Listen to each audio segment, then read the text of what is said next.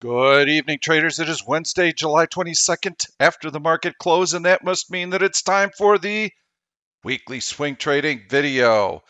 We've had a really good week as far as our positions. We had an awesome number of trades that we put on last Wednesday. These were buy into earnings trades. All the stocks moved higher for us. We're going to have some really nice profits that we lock in. I'd like to start with the trades that we currently have on, and this is the staged order entry screen. And you can see how we've got the BILI July 17 35 puts that we sold naked for 40 cents. We actually got a lot more than that. I think we got 60 cents. Bison at 70 cents. I think we got closer to 85 cents on that. We had a 12% and a 15% return on those respectively. Way out of the money, never a problem. And those trades spanned about 3 weeks. They expired last Friday. Nice trade. Walmart knocked that one out of the ballpark. We had that bullish put spread that we sold below technical support. Company came out, announced that they were going to offer some type of club membership on an annual basis. Stock rallied about $10. Never a concern. 25% winner. I put out a Starbucks video last Sunday night. We tried to get this trade off on Monday, selling the Starbucks July 24 71 put, and we bought the $70 put. Tried to do that for a 15-cent credit. We were not able to get that trade done. However, if you watched the stock as I outlined in the video and you bought the stock on the notion that it was going to move higher, you did really well because I think the stock is up about $2 higher than that opening price on Monday. So that was a nice trade. Amgen looks really, really good. You can see how we are short the 240 puts and we're long the 237.50 puts for a 50-cent credit. Those will expire this Friday. Let's take a quick look at Amgen. We'll take a look at all the open positions. So we are short the 240 puts, which are way down here at the bottom of that long green candle, the wick down in there. So we have got about 16 points of cushion with 2 days left. Don't think that's going to be a problem. 25% winner. SPCE. Got a nice breakout here. We are short the $14 puts down here. Excuse me, we're short the $15 puts and long the $14 puts for a 20-cent credit. Look at that stock run. Beautiful pick. Another 25% winner. Facebook, another open position. Now, this is one that we had from last week. Remember, I told you this stock should be relatively stable because we're heading into earnings on it. You can hover over the E. You can see that they release earnings on 7/29.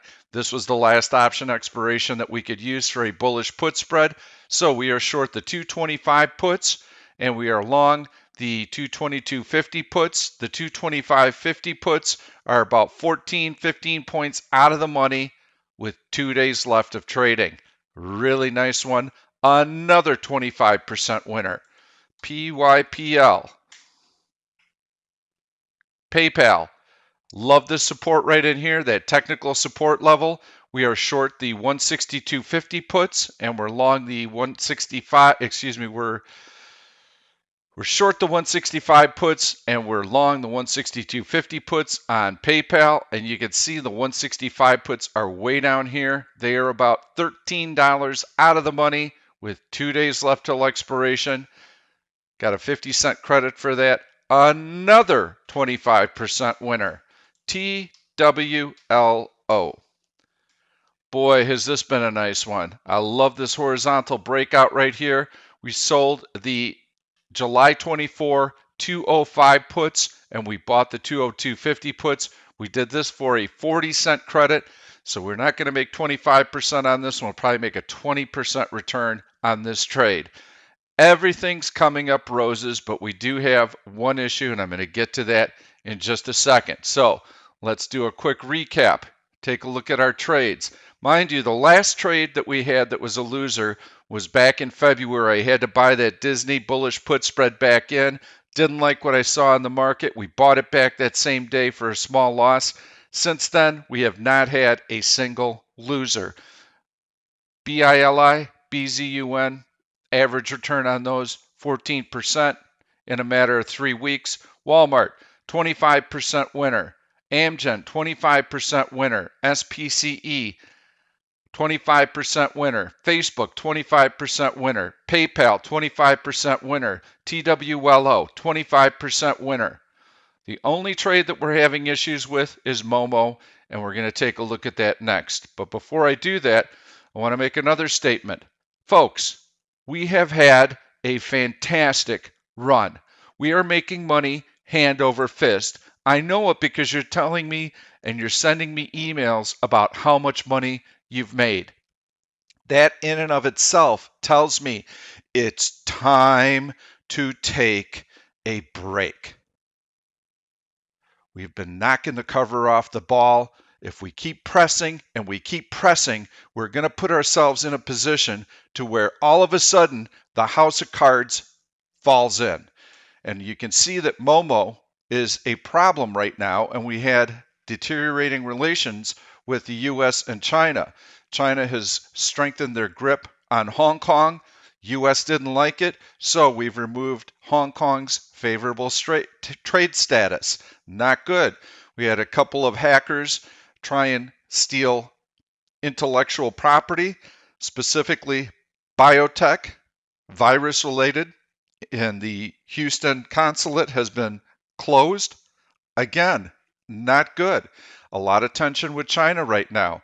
That has hurt Chinese stocks, so out of nowhere, we're starting to see some weakness in these issues. MOMO was one stock that was like that. So in this particular instance, we're looking at making a 25% return, but if this stock finishes below $18, we're going to lose 100% on that trade. It's going to take away 4 of these absolutely gorgeous winners if that happens. I don't think it's going to happen. I think we'll get a little bit of a bounce in the stock.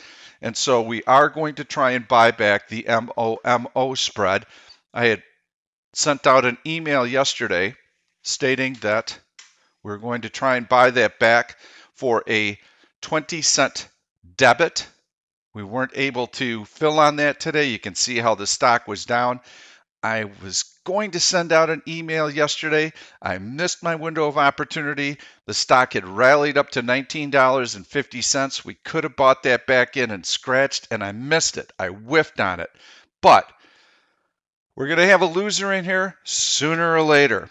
Now, the one thing that, let me finish with MOMO, and then I'm going to continue on a particular theme. MOMO, we'll take a look at that 5-minute chart.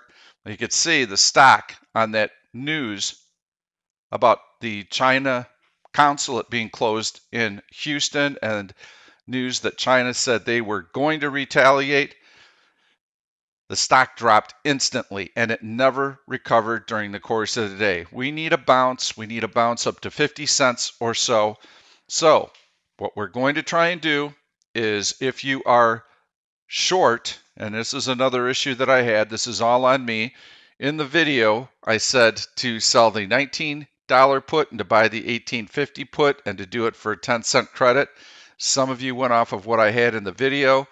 Others executed the trade via the staged order entry screen. I meant to do the $19, $18 bullish put spread for a 20-cent credit. So you could be in either of those two spreads. Here are your instructions for each one. So please grab a pen and a piece of paper. If you're short the 19-18 bullish put spread for MOMO, place an order to buy that spread back for 40 cents, 40. If you are short the 19-18.50 bullish put spread, place an order to buy that spread back in for 20 cents, 20. We're going to try and get out of this trade on Thursday.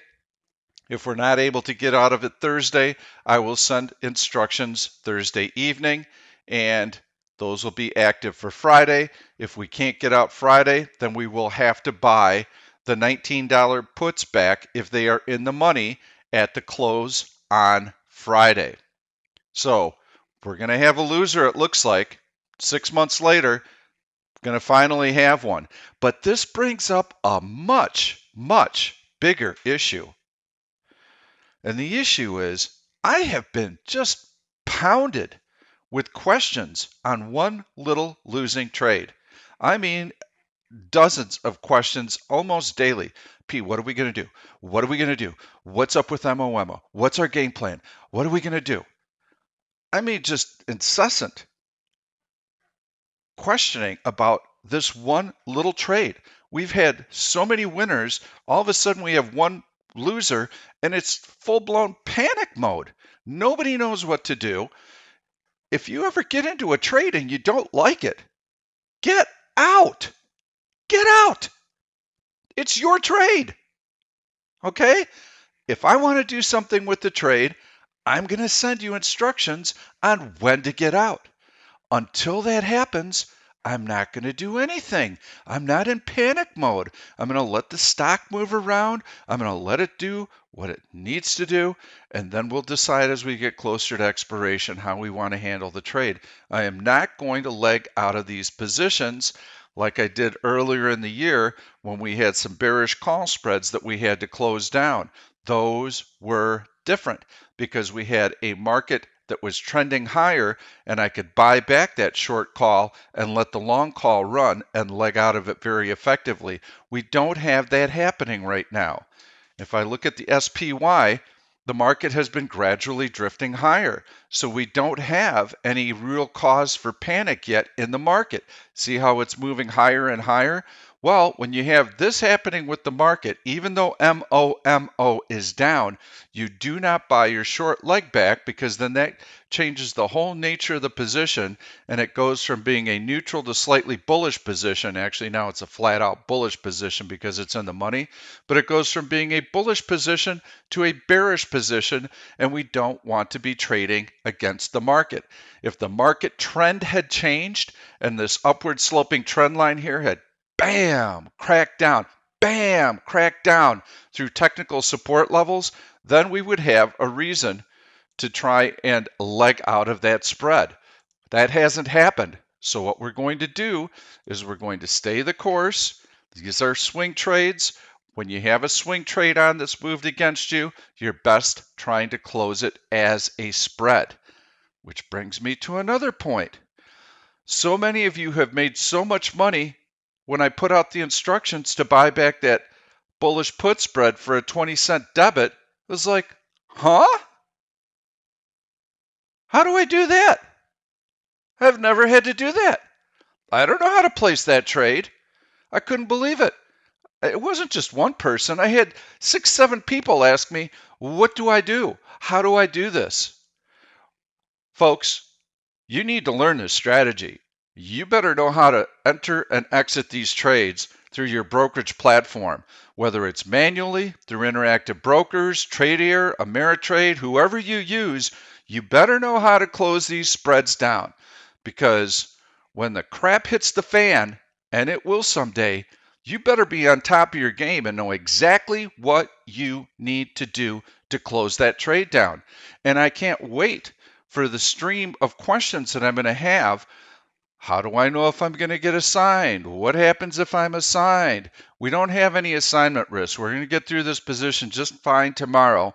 And because we're not going to have assignment on Thursday night, that means there's no chance for assignment on Friday because we're going to close the trade down by the end of the day.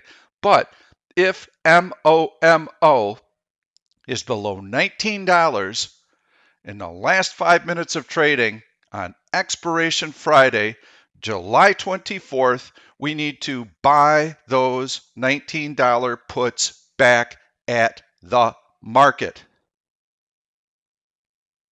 If the stock is below $19 and way below $18, we actually don't have to do anything because via assignment, we're going to end up taking a $1 loss on that position, less the 20-cent credit that we receive. We'll take an 80-cent loss on that position. So we will be buying the stock at $19 and selling it at $18. So we'll be buying it via assignment, and then we will be exercising the $18 puts. If I'm speaking German to you right now, You need to know what the heck is going on with these trades. And that scares the living daylights out of me that some of you are trading and you're taking these positions and you're making money, but you have no idea of what the heck is going on. And you're making a lot of money. And I know I've talked to many of you. In one instance today, someone told me, listen, I've been putting $1,000 in per trade in terms of the margin, and I'm up about $3,200 over the course of the last 3 months. That's some pretty dang nice trading. 300% returns on the margin that's been put up. So anyway, the point here is that this rally is getting long in the tooth. We've had an unbelievable run. There are a lot of questions on what to do with the losing trade, and those need to be hammered out.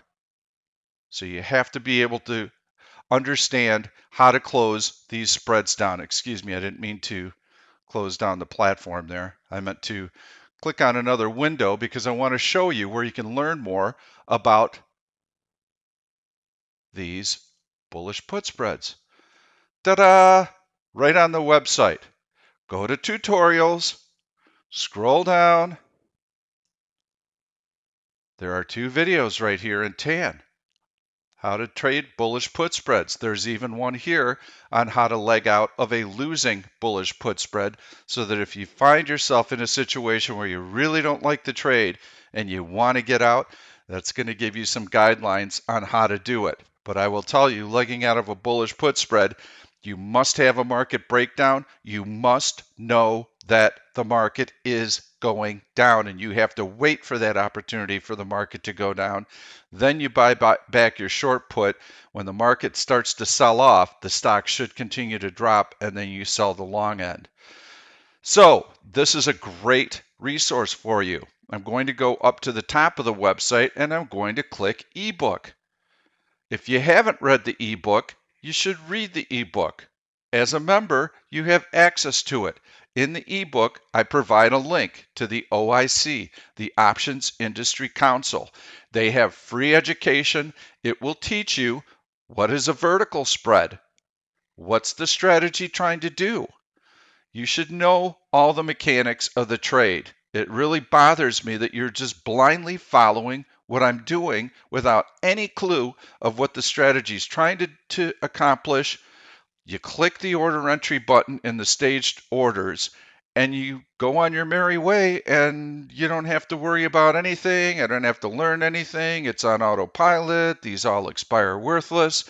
And then when a problem arises, you have absolutely no idea of what to do. It's very, very scary for me. I don't want to see any of you lose money. So please be responsible.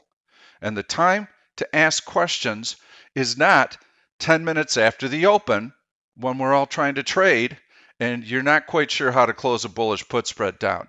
These are great questions. You can send me an email at info@oneoption.com. Be happy to point you to the right resources. I'd be happy to answer your questions after hours, but you've got to know this. You have to know the risks associated. You need to know everything there is about assignment. When is there assignment risk? I will do a video on assignment, and I cover that in my bullish put spreads. I'm pretty sure in those 2 videos that I showed you in the tutorial area, I'm pretty sure that I cover the strategy in these 2 videos right here. But in essence, as long as there is time premium, you need to know how to calculate intrinsic value when the option is in the money. As long as there is time premium in the option, you have no assignment risk. As soon as those options start to trade at parity, there's no time premium in them, then you run the risk of assignment. So what would happen if you happen to get assigned on a spread like that? You have to know how to exit that trade if it happens to you. So if the spread is way, way in the money, it's pretty easy. You would be assigned on the $19 puts when you come in one day, and all of a sudden you're long stock in the account, and your broker tells you don't have the margin to carry a stock position of that size.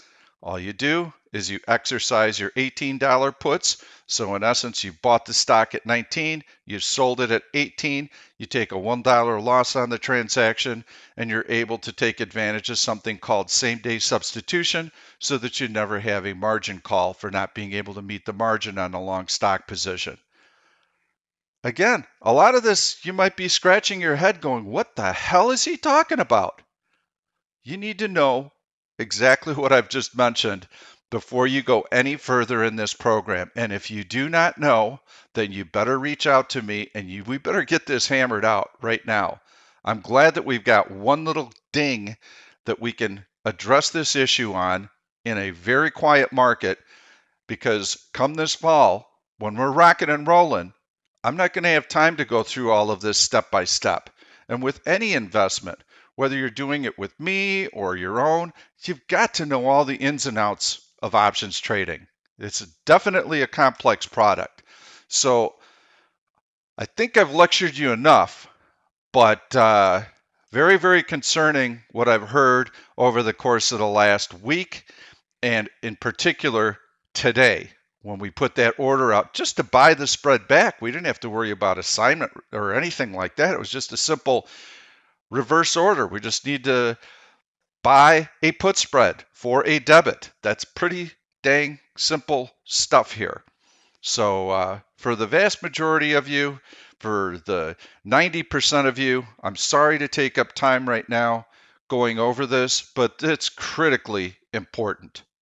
So the market. I do not like the market at all. I spent 2.5 hours looking for a trade that I would want to do.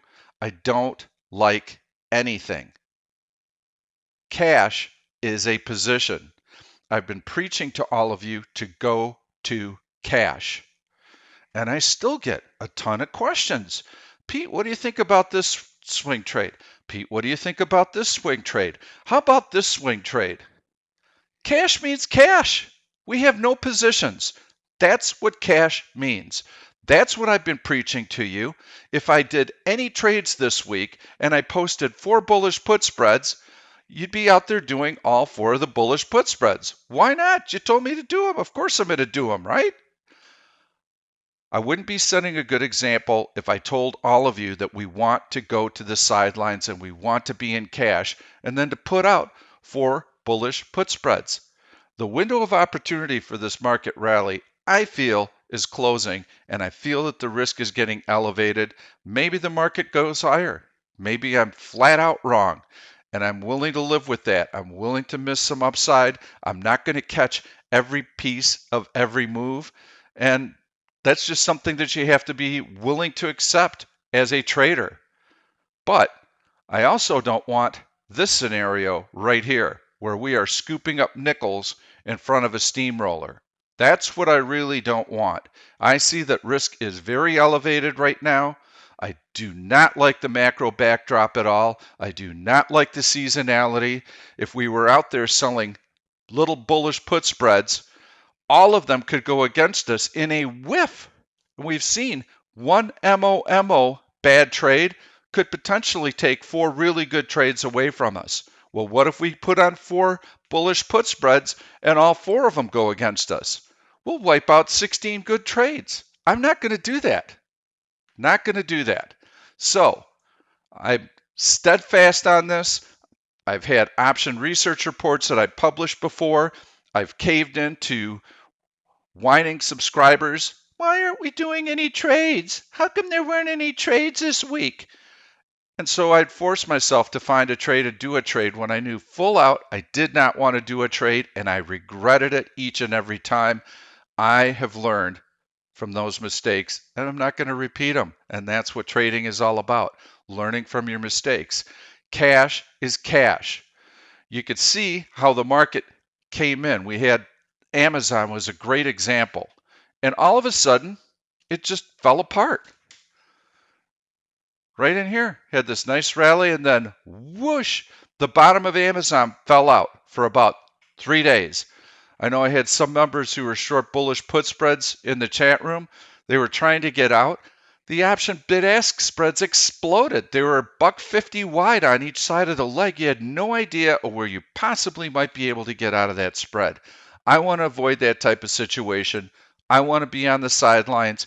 I want to be waiting for that support to show itself, and then I want to be in scooping when everybody else has finally puked their positions out. That's what I want to be doing, and that time may be coming. We had another instance with Facebook recently. Well, everything's fine, and you've got this nice, we're chugging along, and then all of a sudden the bottom drops out of Facebook and the stock drops $36. Did not look good. Now, this actually we were able to turn around and do a really nice spread and take advantage of some of that volatility going into earnings. But the message is these stocks can turn on a dime. And when you've got 100-point S&P moves, 150-point S&P moves, and we've seen those this year,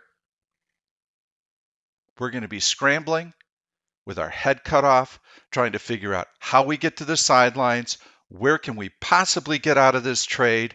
The option markets are all out of whack. We have no clue. We're not going to put ourselves into that situation. We've had such a fantastic year. We're going to wait on the sidelines. Opportunity is going to present itself. I feel that the downside risk is much greater than the upside reward right now. And so what's got me so spooked? Now, I'm looking at the coronavirus spreading. I'm looking at more and more states rolling back to phase 3. It's going to take this recovery longer and longer. We're going to start seeing some credit issues. Republicans right now are talking about taking the $600 bonus that they pay in weekly unemployment benefits above and beyond what the state pays and reducing that to $100. Now, they are looking at other forms of stimulus to help small businesses, but if people are starting to feel that pinch in their pocketbooks and they're not going back to work and businesses are not rehiring, this is going to have a ripple effect through the economy. And this continual helicopter drop, they're going to run out of money fairly soon. We've already put $6 trillion out there in the last 2.5 months. There isn't another $6 trillion to put into this if this goes on for another 2.5 months. You can see that because right now they're haggling over a $1 trillion stimulus plan, $1.5 trillion stimulus plan. Europe took them months to get a $2 trillion plan. Those coffers are dry. They're not going to have another stimulus plan coming out. I can pretty much guarantee you that.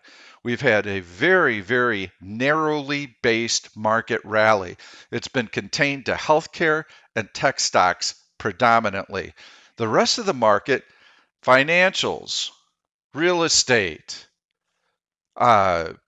retail, brick and mortar retail, industrials have all been laggards. Those industries are where the jobs are at. Technology has quite a few jobs, but nothing like all the industries that I've just mentioned. If people don't have jobs, that initial rebound that we had in the unemployment situation or the job situation was in large part due to the PPP. The PPP is going to end on August 8th.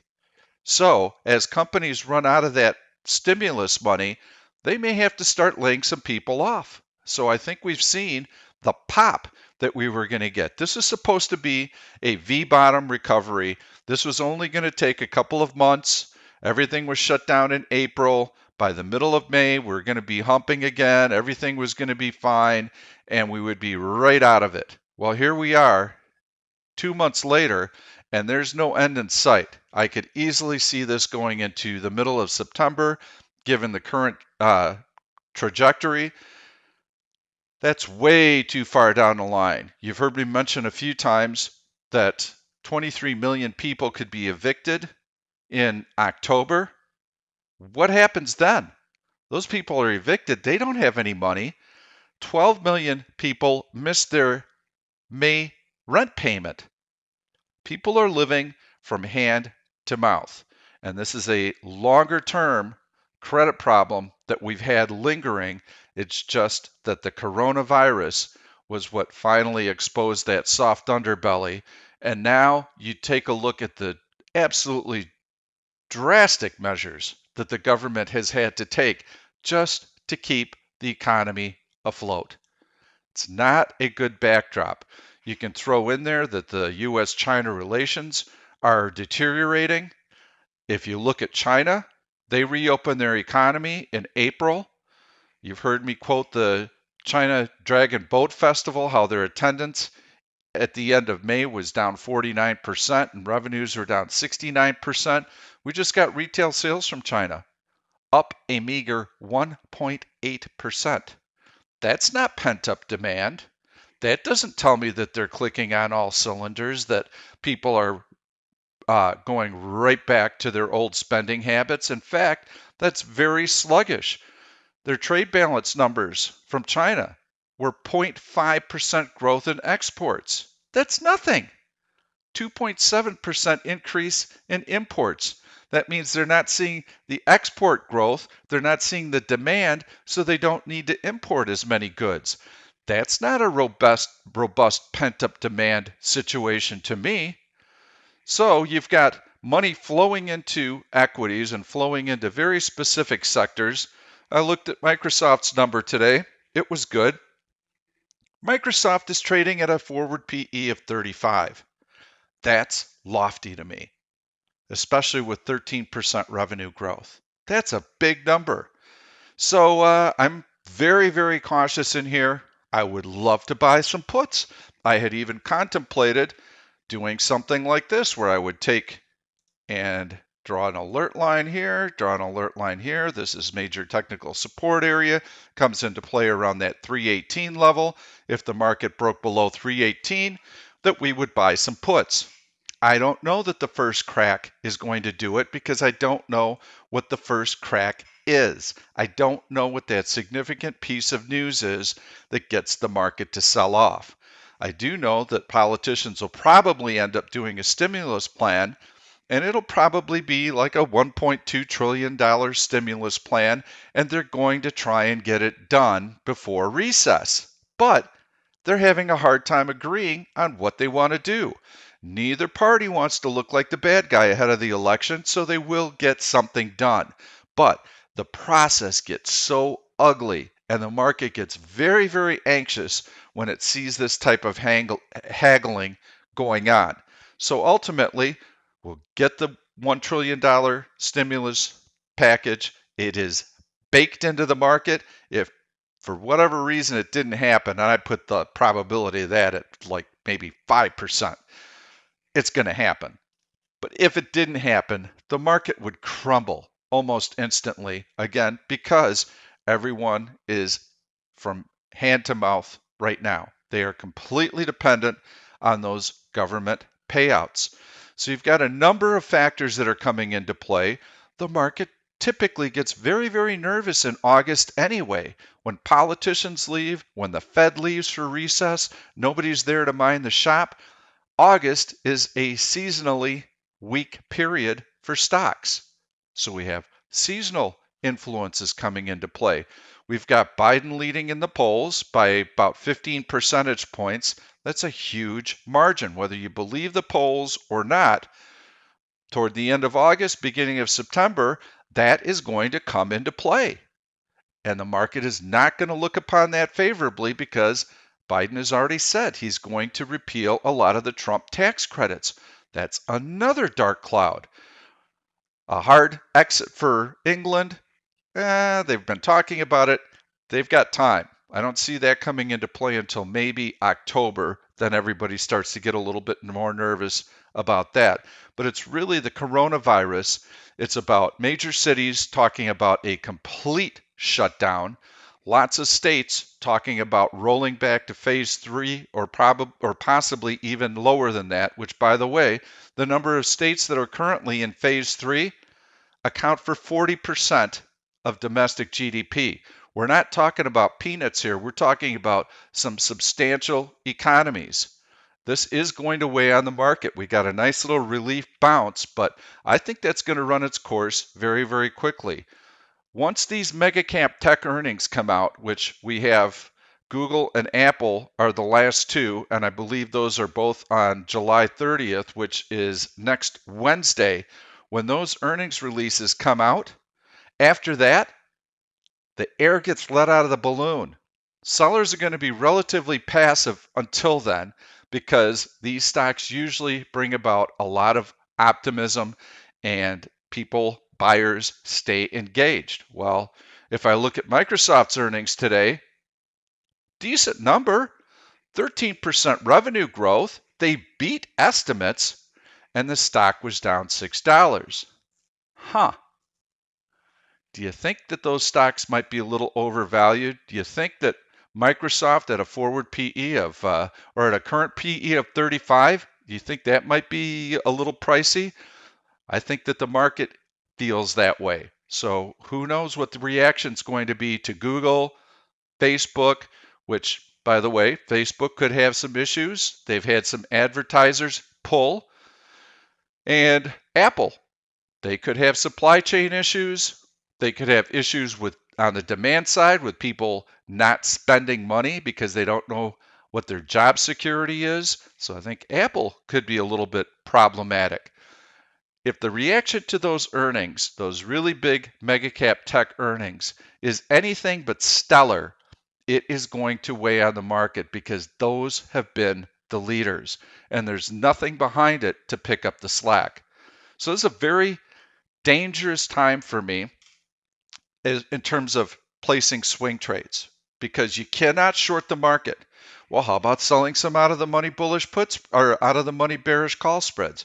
No, I'm not going to do that with the market making a new relative high this week and it continuing to grind higher. Why would I want to do that? I'm not going to do that. Well, then, okay, how about if we buy some puts? I'm not going to do that either because we don't have a technical breakdown yet. If I see long red candles closing on their low and breaking an upward sloping trend line, okay, now you got my interest. Maybe there's a play here for us on the short side. And if there's follow through below the 200-day moving average, now you've really got me excited. So yes, then I would definitely start looking at buying some puts. But right now, with the market floating higher, best thing we can do is nothing. We put a bunch of bullish put spreads on and wham, wham, we get a couple of big market drops based on who knows what news, and we're going to be in some very deep trouble.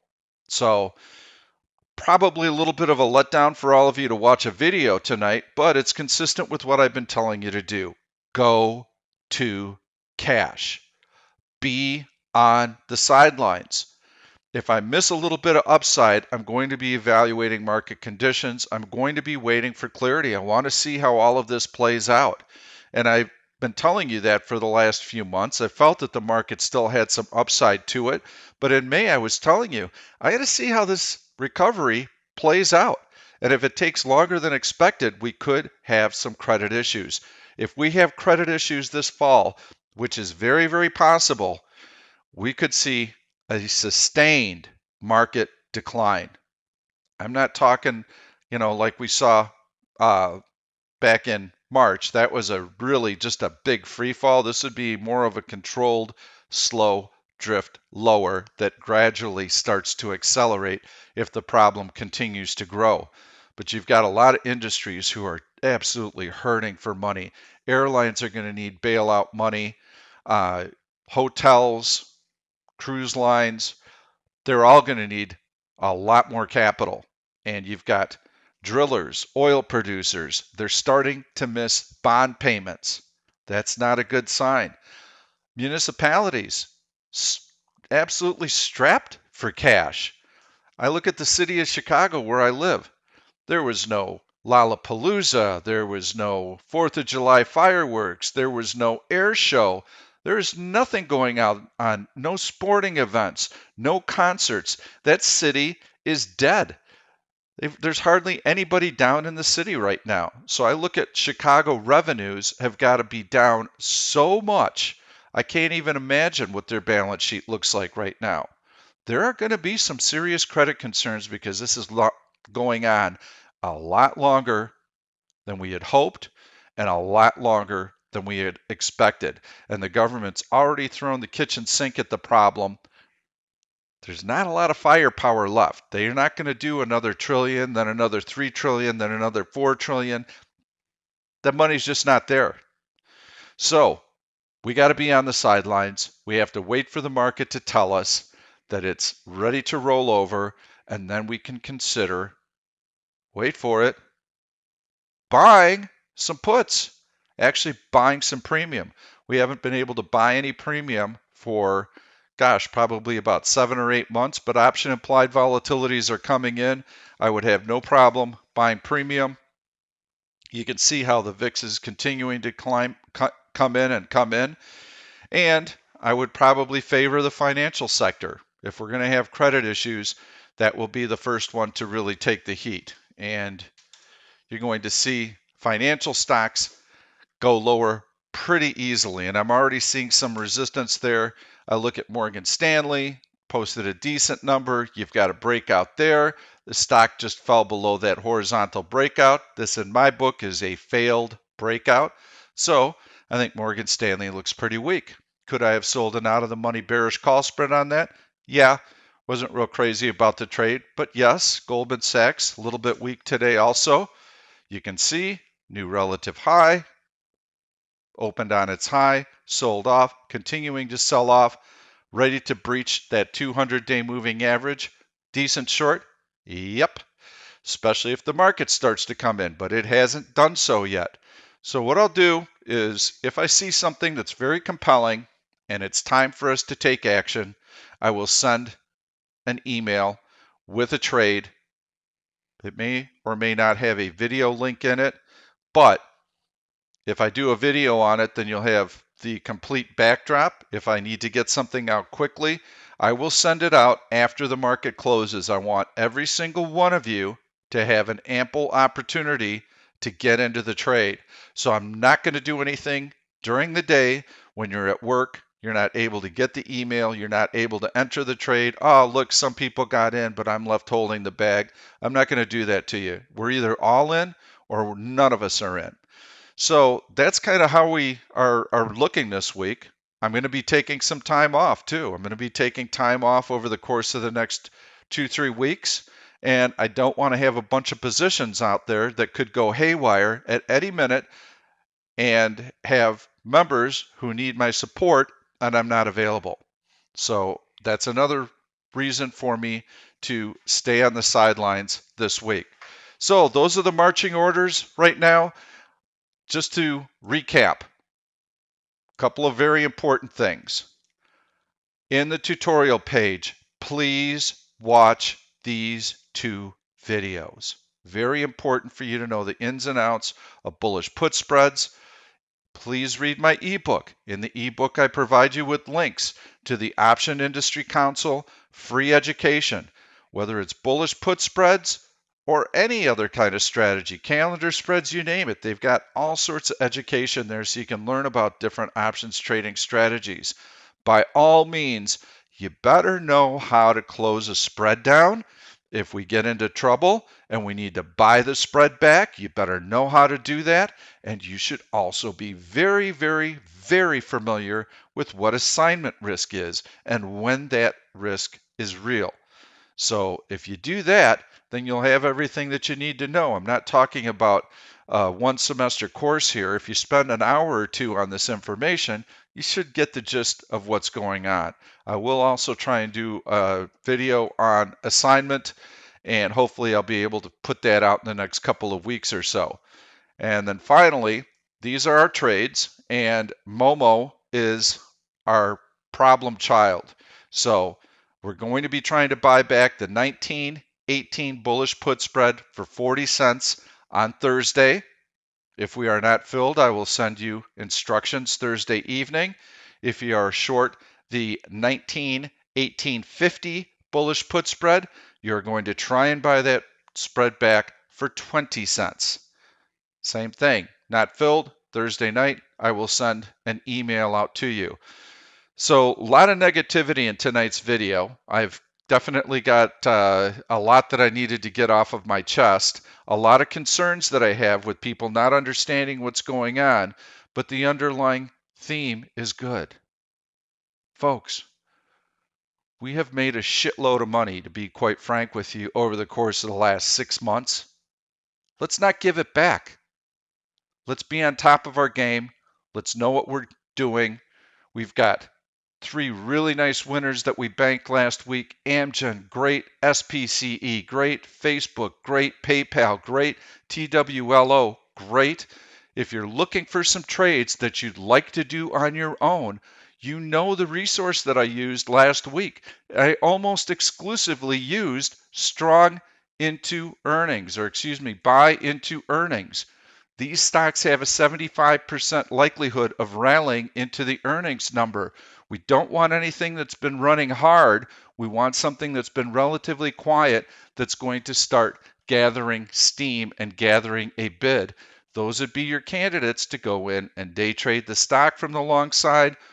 You could try and sell it out of the money bullish put spread, but a little bit more dangerous given what I feel the market backdrop is right now. So it's been a great run. Let's enjoy it. Let's take some time off. I wanted to mention one thing about this market rally. As good as it feels, and go, go, go, go. My God, Tesla's over $1,700. This is fantastic.